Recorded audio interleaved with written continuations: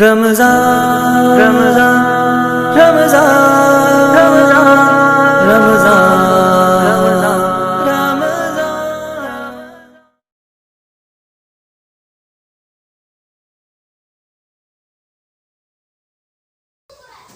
محترم ناظرین و سامعین، السلام علیکم ورحمۃ اللہ وبرکاتہ۔ تعلیم الاسلام کا یہ 11واں درس ہے، خدا تعالیٰ کی کتابیں۔ سوال: تورات، زبور اور انجیل کا آسمانی کتابیں ہونا کیسے معلوم ہوا؟ جواب: ان تینوں کتابوں کا آسمانی کتابیں ہونا قرآن مجید سے ثابت ہے۔ توریت کے بارے میں اللہ تعالیٰ نے فرمایا ہے، اِنَّا أَنزَلْنَا التَّوْرَاةَ فِيهَا هُدًى وَنُورٌ، سورہ مائدہ آیت نمبر 44، یعنی بے شک ہم نے توریت اتاری، اس میں ہدایت اور نور ہیں۔ زبور کے بارے میں فرمایا، وَآتَيْنَا دَاوُودَ الزَّبُورَ، سورہ نساء آیت نمبر 163، یعنی ہم نے داؤد علیہ السلام کو زبور دی۔ انجیل کے بارے میں فرمایا، وَقَفَّيْنَا بِعِيسَى ابْنِ مَرْيَمَ وَآتَيْنَاهُ الْإِنجِيلَ، سورہ حدید آیت نمبر 27، یعنی ہم نے عیسیٰ ابن مریم کو بھیجا اور انہیں انجیل دی۔ بس مسلمانوں کو قرآن مجید کے ذریعے سے ان تینوں کتابوں کا آسمانی کتابیں ہونا معلوم ہوا۔ سوال: اگر کوئی شخص توریت، زبور، انجیل کو خدا تعالیٰ کی کتابیں نہ مانے تو وہ کیسا ہے؟ جواب: ایسا شخص کافر ہے، کیونکہ ان کتابوں کا خدا کی کتابیں ہونا قرآن مجید سے ثابت ہوا ہے۔ تو جو شخص ان کو خدا کی کتابیں نہیں مانتا وہ قرآن مجید کی بتائی ہوئی بات کو نہیں مانتا، اور جو قرآن مجید کی بتائی ہوئی بات کو نہیں مانتا وہ کافر ہے۔ یعنی قرآن کریم کی کسی بات، کسی حکم کا انکار کفر ہے۔ سوال: تو کیا یہ توریت، زبور اور انجیل جو عیسائیوں کے پاس موجود ہیں وہی اصلی آسمانی توریت اور زبور اور انجیل ہیں؟ یعنی یہ جس طرح آسمان سے نازل ہوئی تھی کتابیں اسی صورت میں دنیا میں آج باقی ہے، یا اس میں کچھ عدل بدل ہوا ہے؟ جواب: نہیں، کیونکہ قرآن مجید سے یہ بات بھی ثابت ہوتی ہے کہ ان کتابوں کو لوگوں نے عدل بدل کر دیا ہے۔ موجودہ توریت، زبور اور انجیل وہ اصلی آسمانی کتابیں نہیں ہیں، بلکہ ان میں تحریف، عدل بدل ہوئی ہیں۔ اس لیے ان موجودہ تینوں کتابوں کے متعلق یہ یقین نہیں رکھنا چاہیے کہ یہ اصلی آسمانی کتابیں ہیں۔ یعنی فی الحال ہمارے زمانے میں جو توریت، زبور، انجیل کے نسخے یہود و نصارہ کے پاس موجود ہیں وہ نسخے نہیں ہیں جو آسمان سے نازل ہوئے تھے، یہ تو انہوں نے اپنی جانب سے تحریفیں کر دی ہیں، عدل بدل کر دیا ہے۔ سوال: یہ کیسے معلوم ہوا کہ بعض پیغمبروں پر صحیفے اترے تھے؟ جواب: قرآن مجید سے ثابت ہے کہ بعض پیغمبروں پر صحیفے نازل ہوئے تھے۔ حضرت ابراہیم علیہ السلام کے صحیفوں کا ذکر سورہ سبح اسم ربک الاعلی میں موجود ہے۔ سوال: قرآن مجید اللہ تعالیٰ کی کتاب ہے یا اس کا کلام ہے؟ یہ سوال بہت اہم ہے۔ دو چیزوں کو لے کر سوال کیا گیا ہے کہ قرآن مجید اللہ کی کتاب ہے یا اللہ کا کلام ہے۔ ہم جو بولتے ہیں یہ ہمارا کلام ہوتا ہے، تو کیا قرآن مجید با رب العزت کا، اللہ تعالیٰ کا کلام ہے یا پھر اللہ کی کتاب ہے؟ جواب: قرآن مجید خدا تعالیٰ کی کتاب بھی ہے اور خدا تعالیٰ کا کلام بھی ہے۔ قرآن مجید میں اس کتاب کو کتاب اللہ بھی فرمایا گیا ہے اور کلام اللہ بھی، دونوں ہیں، اللہ کا کلام بھی ہے اور اللہ کی کتاب بھی ہے۔ سوال: توریت، زبور، انجیل اور قرآن مجید میں سے افضل کون سی کتاب ہے؟ جواب: قرآن مجید سب سے افضل ہے۔ سوال: قرآن مجید کو پہلی کتابوں پر کیا فضیلت ہے؟ جواب: بہت سی فضیلتیں ہیں، جن میں سے چند فضیلتیں یہ ہیں۔ اول یہ کہ قرآن مجید کا ایک ایک حرف اور ایک ایک لفظ محفوظ ہیں، اس میں ایک لفظ کی بھی کمی بیشی نہیں ہوئی اور نہ قیامت تک ہو سکے گی، اور پہلی کتابوں میں لوگوں نے تحریف کر ڈالی۔ دوسری وجہ یہ کہ قرآن مجید کی نظم یعنی عبارت معجز ہیں، یعنی ایسے اونچے درجے کی عبارت ہیں کہ قرآن مجید کی چھوٹی سے چھوٹی صورت کے مثل یعنی مشابہ اس جیسا بھی کوئی شخص نہیں بنا سکتا۔ تیسری وجہ یہ کہ قرآن مجید آخری شریعت کے احکام لایا ہے، اس لیے اس کے بہت سے احکام نے پہلی کتابوں کے حکموں کو منسوخ کر دیا ہے، یعنی پچھلی شریعتوں میں بعض جو احکامات تھے اس کو ختم کر دیا۔ چوتھی وجہ یہ کہ پہلی کتابیں ایک دفعہ ہی اکٹھی نازل ہوئی اور قرآن مجید 23 برس تک ضرورتوں کے لحاظ سے تھوڑا تھوڑا نازل ہوتا رہا۔ آہستہ آہستہ اور ضرورتوں کے وقت اترنے کی وجہ سے لوگوں کے دلوں میں اترتا گیا اور سینکڑوں ہزاروں آدمی اس کے احکام کو قبول کرتے اور مسلمان ہوتے گئے۔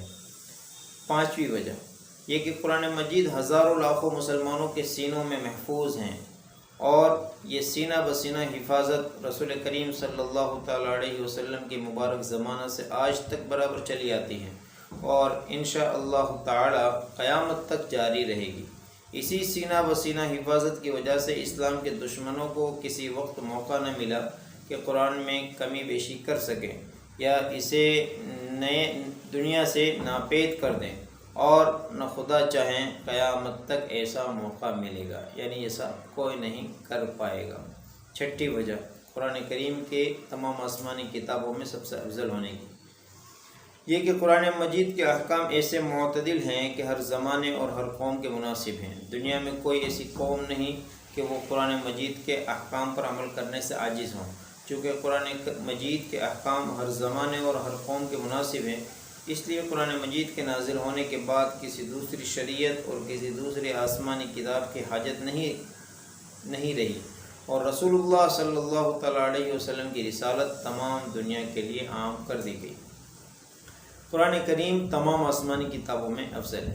آج بھی ہم دیکھتے ہیں دنیا کے اندر یہودی اپنے طور پر اپنی کتاب کو افضل کہتے ہیں، عیسائی اپنے طور پر اپنی کتاب کو افضل کہتے ہیں، لیکن حقیقت یہ ہے کہ قرآن کریم پچھلی تمام آسمانی کتابوں میں محفوظ بھی ہے، اس کا ایک حرف بھی نہیں بدلا گیا اور دنیا کی کوئی طاقت اس کو بدل بھی نہیں سکتی۔ اور قرآن کریم افضل اس لحاظ سے بھی ہیں کہ یہ کامل شریعت ہیں، اللہ تعالیٰ نے اس میں مکمل انسانی زندگی کے دستور اور زندگی کے اصول کو بیان کیا ہے۔ آسمانی کتابوں کے بعد اب رسالت کا تذکرہ ہے۔ سوال: تمام پیغمبروں کی گنتی اور نام تو معلوم نہیں، مگر مشہور پیغمبروں کے کچھ نام بتاؤ۔ پیغمبروں کی تعداد جیسا کہ ہم نے پچھلے حصے میں پڑھا 1 لاکھ سے زائد ہے۔ سب کے نام تو معلوم نہیں، لیکن جو پیغمبر مشہور ہیں ان کے چند نام بتائے جائیں۔ جواب: مشہور پیغمبروں کے چند نام یہ ہیں: حضرت آدم علیہ السلام، حضرت شیس علیہ السلام، حضرت ادریس علیہ السلام، حضرت نوح علیہ السلام، حضرت ابراہیم علیہ السلام، حضرت اسماعیل علیہ السلام، حضرت اسحاق علیہ السلام، حضرت یعقوب علیہ السلام، حضرت یوسف علیہ السلام، حضرت داؤد علیہ السلام، حضرت سلیمان علیہ السلام، حضرت موسیٰ علیہ السلام، حضرت ہارون علیہ السلام، حضرت زکریا علیہ السلام، حضرت یحییٰ علیہ السلام، حضرت الیاس علیہ السلام، حضرت یونس علیہ السلام، حضرت لوط علیہ السلام، حضرت صالح علیہ السلام، حضرت ہود علیہ السلام، حضرت شعیب علیہ السلام، حضرت عیسیٰ علیہ السلام، حضرت خاتم النبیین محمد صلی اللہ تعالیٰ علیہ وسلم۔ سوال: حضرت صلی اللہ تعالیٰ علیہ وسلم عرب کے کس خاندان میں سے ہیں؟ جواب: حضور صلی اللہ تعالیٰ علیہ وسلم خاندان قریش میں سے ہیں۔ عرب کے تمام خاندانوں میں خاندان قریش کی عزت اور مرتبہ زیادہ تھا۔ خاندان قریش کے لوگ عرب کے دوسرے خاندانوں کے سردار مانے جاتے تھے۔ پھر خاندان قریش کی ایک شاخ بنی ہاشم تھی جو قریش کی دوسری شاخوں سے زیادہ عزت رکھتی تھی۔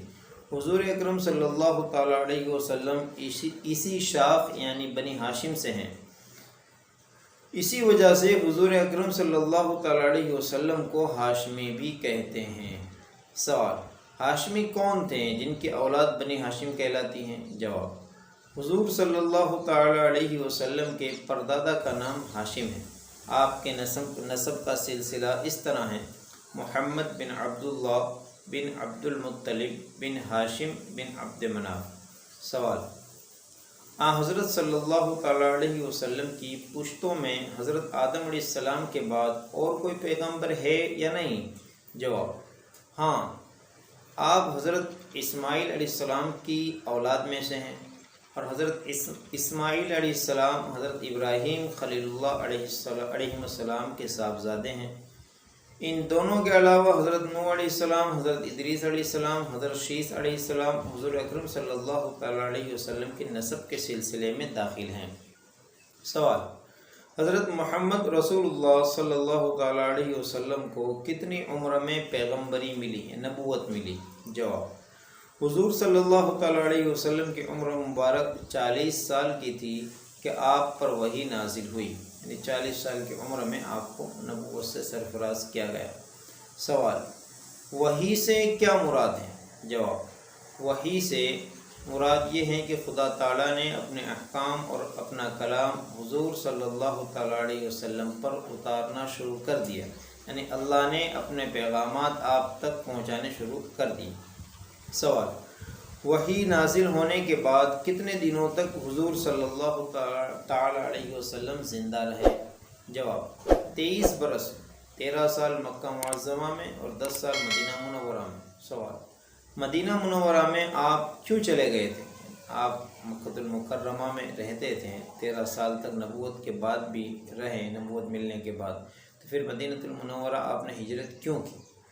جواب: جب حضور صلی اللہ تعالیٰ علیہ وسلم نے مکہ معظمہ کے لوگوں کو خدا تعالیٰ کی توحید کی تعلیم دی اور ان سے فرمایا کہ بت پرستی چھوڑ دو اور ایک خدا پر ایمان لاؤ، تو وہ لوگ آپ کے دشمن ہو گئے، کیونکہ وہ بتوں کی عبادت کرتے اور ان کو معبود سمجھتے تھے، اور طرح طرح سے انہوں نے حضور صلی اللہ تعالیٰ علیہ وسلم کو تکلیفیں پہنچانی شروع کر دی۔ حضور صلی اللہ تعالیٰ علیہ وسلم ان کی عداوت اور دشمنی کی سختیاں اور تکلیفیں برداشت کرتے اور توحید کی تعلیم دیتے اور خدا تعالیٰ کے احکام پہنچاتے رہے، مگر جب ان کی دشمنی کی کوئی حد باقی نہ رہی اور سب نے مل کر حضور صلی اللہ تعالیٰ علیہ وسلم کو قتل کر دینے کا ارادہ کر لیا، تو حضور انور صلی اللہ تعالیٰ علیہ وسلم خدا تعالیٰ کے حکم سے اپنے پیارے وطن مکہ معظمہ کو چھوڑ کر مدینہ منورہ میں تشریف لے گئے۔ مدینہ منورہ کے لوگ پہلے مسلمان ہو چکے تھے اور وہ حضور صلی اللہ تعالیٰ علیہ وسلم کے مدینہ میں تشریف لانے کے نہایت مشتاق تھے۔ جب حضور انور صلی اللہ تعالیٰ علیہ وسلم مدینہ منورہ میں پہنچے تو ان مسلمانوں نے حضور صلی اللہ تعالیٰ علیہ وسلم کی اور حضور صلی اللہ تعالیٰ علیہ وسلم کے ساتھیوں کی اپنی جان اور مال سے مدد اور اعانت کی۔ حضور صلی اللہ تعالیٰ علیہ وسلم کے مدینہ منورہ میں تشریف لے جانے کی خبر سن کر اور مسلمان بھی جن کو کافر ستاتے رہتے تھے، آہستہ آہستہ مدینہ منورہ میں چلے گئے۔ حضرت صلی اللہ تعالیٰ علیہ وسلم کے مکہ سے مدینہ منورہ چلے جانے کو ہجرت کہتے ہیں، اس سفر کو ہجرت کہتے ہیں، اور ان مسلمانوں کو جو اپنے گھر بار چھوڑ کر مدینہ میں چلے آئے مہاجرین کہتے ہیں، اور مدینہ کے مسلمان جنہوں نے حضرت صلی اللہ تعالیٰ علیہ وسلم اور مہاجرین کی مدد کی انہیں انصار کہتے ہیں۔ سوال: حضرت صلی اللہ تعالیٰ علیہ وسلم کے دعوی نبوت سے پہلے عرب کے لوگ آپ کو کیسا سمجھتے تھے؟ جواب: دعوی نبوت سے پہلے تمام لوگ آپ کو نہایت سچا، پاک باز، امانت دار شخص سمجھتے تھے، محمد امین کہہ کر پکارتے تھے، جس کا مطلب یہ ہے کہ آپ ان کے نزدیک بہت ہی معتبر اور سچے آدمی تھے، اور تمام لوگ آپ کی بہت عزت اور توقیر کرتے تھے۔ سوال: اس بات کی کیا دلیل ہے کہ حضرت محمد صلی اللہ تعالیٰ علیہ وسلم سب سے پچھلے یعنی آخری پیغمبر ہیں اور آپ کے بعد کوئی نبی نہیں آئے گا؟ جواب: اول یہ کہ قرآن مجید میں اللہ تعالیٰ نے آپ کو خاتم النبیین فرمایا، جس کا مطلب یہ ہے کہ آپ تمام پیغمبروں میں آخری پیغمبر ہیں۔ دوسرے یہ کہ حضور اکرم صلی اللہ تعالیٰ علیہ وسلم نے فرمایا کہ انا خاتم النبیین لا نبی بعدی، کہ میں پچھلا یعنی آخری نبی ہوں، میرے بعد کوئی نبی آنے والا نہیں، یعنی میں لاسٹ ہوں نبوت کے سلسلے میں، نبیوں کے معاملے میں۔ تیسرے یہ کہ اللہ تعالیٰ نے قرآن مجید میں فرمایا الیوم اکملت لکم دینکم واتممت علیکم نعمتی ورضیت لکم الاسلام دینا، سورہ مائدہ آیت نمبر 3۔